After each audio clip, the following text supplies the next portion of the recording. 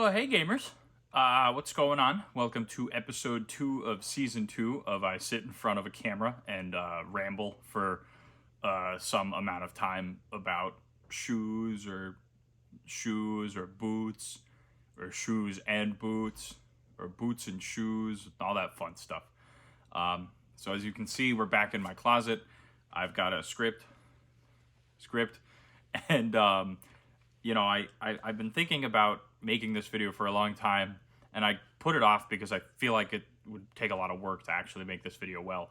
But then I realized that it's probably worth it to make this video well, or at least try to. So, this video is going over like the 5 questions that I would ask myself if I were buying a pair of welted shoes or stitched down shoes or stitch constructed shoes for the first time. And then realistically, this can really be applied to like anything. But I'm going to try to really tailor it to, no pun intended, tailor it to shoes specifically, just because that's where I feel like I know enough to talk about this, I guess. Sometimes I feel like I know a lot, and then other times I feel like I don't know anything, like when I talk to a couple of my shoe friends, and I'm like, hi, what's the difference between an Alden 405 and a 403?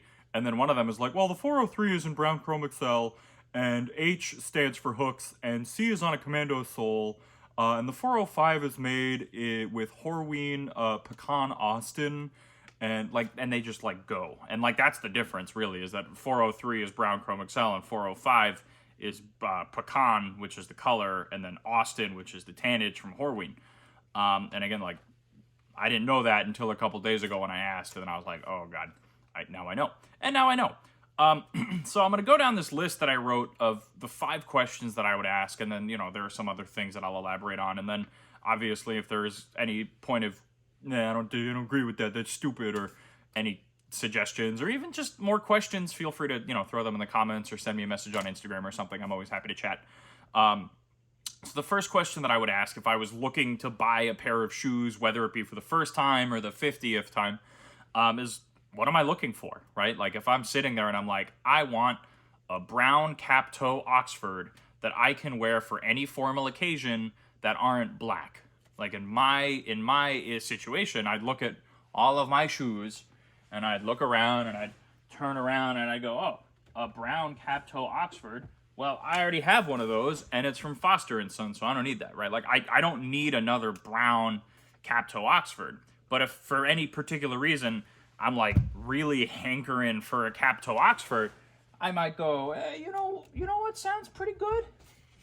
Maybe I'll do a little, I don't know, like a little play on the Oxford and get a Balmoral, right? A Balmoral Oxford, which, this is an Oxblood. This is from Cobbler Union, so, a little different, right? The pattern is different. The difference between a Balmoral and an Oxford, I'll show you real quick, is mostly just how the pattern pieces are cut. So if you look at the lacing channel up top with this pair of Foster & Sons, you have the quarters that extend all the way to the lacing channel. And then on the Balmoral, really the lacing channel extends back to the heel like in a separate pattern piece. And then you have another separate pattern piece that goes all the way from the heel effectively to the toe cap extending to the vamp. And if any of those words that I just said don't make any sense, that's okay. They're not real words. All right, so, like, if for any reason you're sitting there and you're like, all right, what am I looking for? And I already have a Balmoral Oxford and a brown cap-toe Oxford. Well, maybe you can get a little fun with it, and shit. Fuck, dude. Oops. I swore way more than I wanted to.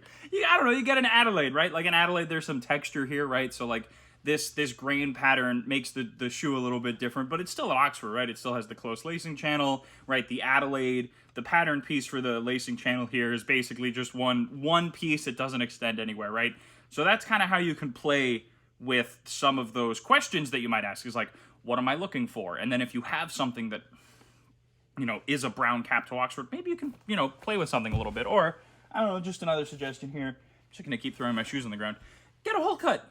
These are really fun hole cuts. I wear these in the summer, but like, get a hole cut Oxford. They're beautiful. They're really easy to wear. And look at this, beautiful. So anyway, that's 1A. Or no, that's 1. Sorry, that's question 1. What am I looking for? 1A, which is covered in that, is, do I already have something that looks like this, right? Like, again, if I'm looking for a brown cap-toe Oxford or a brown cap toe service boot with broguing on the toe, like whatever it is. Like, do I have something that looks like that? Like, am I gonna pick something else over this because I like the way it looks a little bit better because the color's what I'm like? I wouldn't look at something and then go, I'm gonna buy this if I already have it, right? Like, if I look at something, I'm like, ooh, I like that. Like 9 times out of 10 now, probably even more than like 99% of the time, I'll look at something and I'm like, oh, like I already own that. No wonder why I like it, right? So like that's just something to think about. 1 and 1A is what am I looking for? And then 1A is, do I have something like this already, right? Like, am I filling this hole in this gap in my style journey or my wardrobe or whatever it is? Number 2, this is a really important question, is what's my budget, right? Like a pair of Foster & Sons bespoke, I think they're still doing bespoke. I mean, they would run you about $1,500 to $2,000 for like their ready-to-wear line when they did that. Sometimes you're looking at $3,000 to probably $5,000, depending on the bespoke model that you're looking at. Like, what's my budget, right? Most people, my budget never is that much. Like, I got those on sale for way less than $1,000. You would look at anything and you go, what's my budget, right? And then try not to spend less money on something that looks the same if it's not necessarily comparable, right? Like, if in my mind, like if I want a pair of Vibergs and I don't have the budget for a pair of Vibergs, I'm not going to buy something else that kind of look like Vibergs because they're not Vibergs, right? Like the 2030 Last for a pair of Vibergs fits me way better than like, I don't know, the Leo Last from Grant Stone or something like that. Or if I want a pair of indie boots, right? Like the True Balance Last is amazing, right? I'm not going to get a pair of Red Wing mock toes over a pair of indie boots with a hand-sewn stitch or something because they're both hand-sewn whatevers. Like, one of these they're very different animals. So I'm not going to spend less money if I want something that's a little bit more expensive. I'd rather wait longer and then save up for it because that just makes more sense, right? That is how you make it fit into your budget. So that's question 2 is, what's my budget? What am I willing to spend on this thing that I want? And then to extend that, obviously something to think about is like, don't put yourself into debt for a pair of boots, in the sense that like, don't spend money you don't have. And then also, this is something that I've struggled with and something that I'm really having to come to terms with is like, just because I have that money and it's not really allocated to something right now in my budget, like, is that going to be taking away from other priorities that I have, right? Like if I want to go to New York City and go on a vacation, but then I'm like, well, I just bought a pair of boots for $1,000. I can't put myself into debt after spending that much money. And this is all completely hypothetical, and this has never happened before. Is this within your priority list, right? So if you're saying, what's my budget? Am I going to be taking away from other things that are really important to me? Like, unless you absolutely need a pair of shoes because you have no shoes that you can wear, like, are you going to be ruining your life, or are you going to be making other people's lives hell because you decided to get a pair of shoes that you probably didn't need? Like, that's something really big to think about, is like, are you eating into other priorities to get something that you probably don't need? Is that worth it to you? I don't know. That's something you would answer, but ask yourself that. That's really important because you don't want to look at a pair of boots or shoes and be like, why did I buy those? And that kind of leads into, the next couple of questions. If you've determined a budget, if you know exactly what you're looking for, and you've kind of answered all those other questions that you're looking at, the next question here that I would ask is, what's my shoe size? That is probably one of the more important questions, but now that you're ready to make the purchase, right? Let's say, I'm going to use Viberg as an example because I'm staring at Vibergs up there. Let's say you're a 12.5B, like I am. On a Brannock, I measure at a 12.5B. And there is a pair of 11.5s on the 2030 Last and the service boot. I know that those fit me. And I know that those fit me because, one, I feel pretty confident with my shoemaking purchases. I've worn plenty of shoes in my life. But I feel confident knowing the shape of my foot and knowing how other people experience that realm. Whenever someone asks me, they're like, hey, should I buy this thing? The first question I ask them is, what's your shoe size? One, because once you get into this realm, like I'm talking about the 2030 Last, right? Like a pair of Vibergs. I'm going to show you because they're different, right? Like, these are 2 service boots from Viberg. One, these are on the 2040 last, which has a little bit of a sprung toe, and these are on the 2030 last, which has actually changed in probably the past 5 years. But, you know, if you look at the toe shape, there's a pretty big difference there. Like, if you look at the waist of the shoe, and that's, if you see where my thumbs are wiggling, that's the waist of the shoe. But, like, you want to be confident with your purchase in the sense that you'll actually be able to wear your shoes. And the only way that you'll know if you can wear your shoes is if you know your shoe size, like, almost down to a science. And I mean that pretty, not literally, but as close to literally as possible. So when you get on a Brannock device, and I'm going to probably overlay some footage here so it makes some sense, you want to make sure that you know the relationship between heel to toe and heel to ball, because that determines not only how long your foot is, but how long your arches are, and then how your arches might change a little bit if you're standing, if you're sitting, if you've moved for the whole day. Like, I know I have long, narrow feet, hence 12.5 A, B width. Like, I have super narrow feet. But the reason why heel to ball matters so much is because, especially on a pair of, like, rigid welted shoes versus, like, a pair of sneakers. Let me see if I can find a good example. I mean, I have so many examples, I'm just stupid. I have anxiety I'm looking at my closet now, I just feel nervous. All right, whatever. I'll pick these. So these are a pair of J. Fitzpatrick's. The reason why, that took way longer than I needed to, I'm sorry. The reason why heel to toe and heel to ball matters is because it determines how the shoe is going to fit. It determines where your foot is going to lie on the footbed in that shoe. So heel to toe would effectively be from right here, right, like the heel of the boot, but right here to where the toe box ends, right? This is a pretty long last, but there's a pretty accommodating toe box. And what a lot of people don't realize about a chiseled shoe like this is the ball of my foot sits here. So you've probably got like 4 inches of space where your toes can not only extend, but also kind of splay out a little bit towards like the outer metatarsal of the shoe. So I always ask people, what's your shoe size? Because to circle back now, I'm just going to throw that on the floor. Maybe I won't overlay footage. No, I probably will. Whatever. If you're a 12.5 B like I am, and you buy, B is width, right? That letter is width. I've been barbling a lot. I'm going to circle all the way back now, and it's going to make sense. 12.5, heel to toe and heel to ball ratio. B is the width, right? D on an American Brannock is the standard width. That's really about it. I have narrow feet. Most people call me pencil foot, or other very mean things that hurt my heart. It's whatever.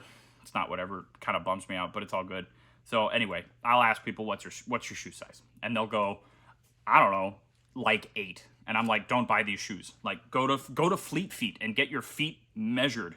Like, go to someone who knows how to use a Brannock device and get your foot measured. Because the last thing you want to do is spend a buttload of money on a pair of shoes and then have them not fit. Because that sucks. I don't know if I really need to talk about sizing anymore. I feel like I've kind of beat this. It's already a dead horse because all people do is talk about sizing. But like now I've really, and especially like in the past, I don't know, 5 minutes, I've just been like beating the crap out of it. All right. So that's the first 3 questions. What am I looking for? 1A is, do I have something that looks like this already? Number 2 is, what's my budget? Number 3 is, what's my shoe size? Are these things that I'm looking at, are they actually going to fit me? Right? Are these triple E, I don't even know, are they going to fit my narrow-ass feet?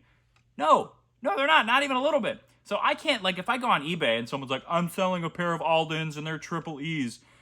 If my heel to toe lines up, it doesn't matter if I'm swimming in this shoe, because that kind of defeats the whole purpose of a well-fitted shoe, which is, going back to sizing again, damn it. All right, so my heel is locked into place in the shoe or boot, in the piece of footwear. The ball of my foot is lining up with the ball, which is really the major flex point of the shoe. In doing that, it gives my arches a little bit of support with the way that the shoe is designed, and because the way that the toe box is designed, it gives my toes enough room to kind of splay out. Like you see on these stupid Instagram ads or whatever, where someone's like, dress shoes don't fit. And it's like, no, like your dress shoes don't fit because you don't know how to size your shoes. Like on all of my shoes, my toes lay flat. I have plenty of room where they just like, they're out there. They're not like that. They're mostly like that because I have narrow feet. But like I have room to breathe. I got room to wiggle. None of my shoes are too small. And there's a lot of advantages to wearing shoes that fit. In my opinion, there are a lot of advantages to wearing welted shoes that fit, even versus like minimalist shoes, which are a whole commitment that I don't even want to get into in this video. Like, really, do my shoes fit? And like, this is going to be the most talking point of the video because it's so important. Like, your shoes have to fit. If there's anything that you gather from this one video is, do your shoes fit? And if they don't fit, get shoes that fit.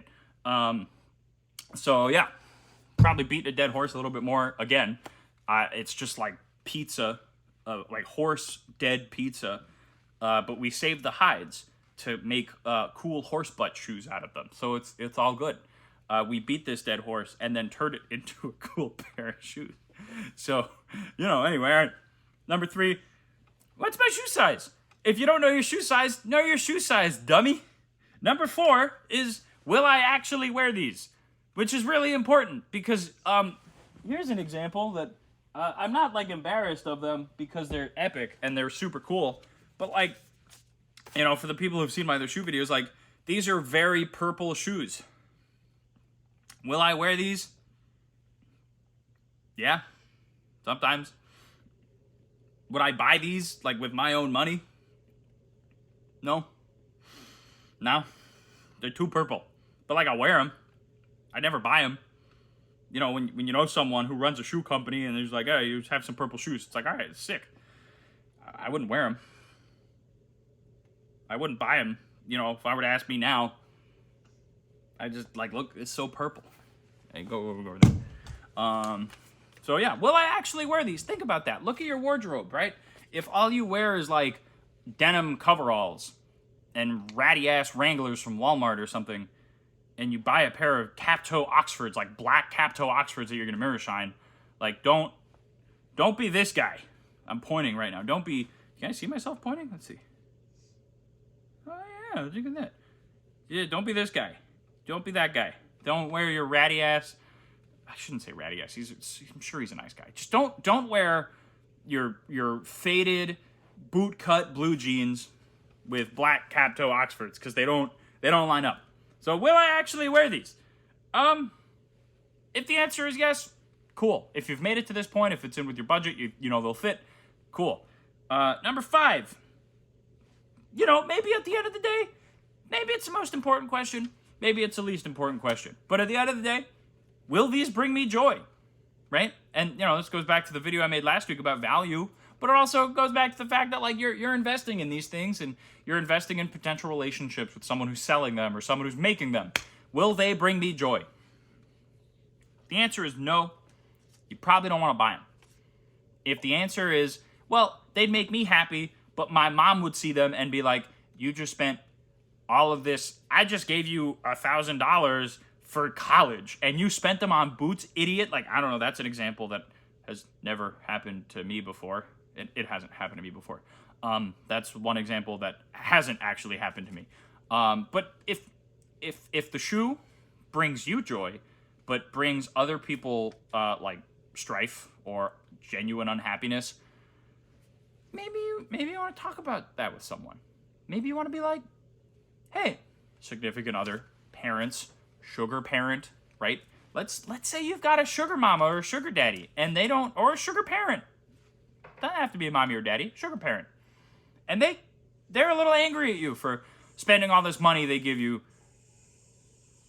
on a pair of shoes. Like, maybe you should talk about that. I don't know. Brings you joy, brings other people joy, cool. If it brings you joy and you're a loner and there's no one else in your life, cool. If it brings you joy, but at the detriment of other people's happiness, maybe you should talk about that. That's my list. So, really the biggest important thing here, and I'm sure everyone can gather this, is like, don't buy a pair of shoes if they don't fit. Don't wear a pair of shoes if they don't fit, because it's not good for you.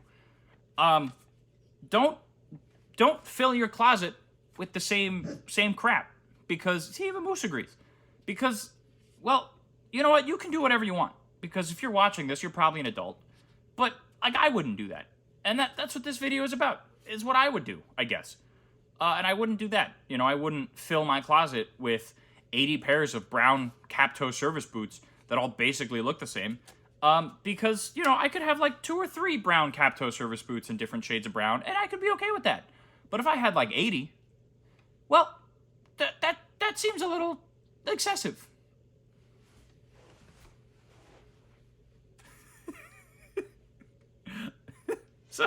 So, you know, what excessive? Get it? Oh my God, Sarah just popped her head around the corner, and she just, oh my God, that was scary. Oh my God, it looked like a disembodied head was just floating, and it was the head of Sarah, my fiance, she was just like, talk about excessive? I was talking about it, but that was scary. All right. So anyway,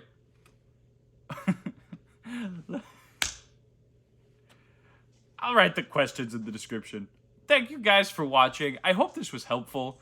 Yeah, that's it. I guess I'll see you next time on season 2 of Harrison Talks About Shoes and eats mini beef tacos from Trader Joe's. All right, guys, gamers, fellas, folks. I'll see you later. Wablam.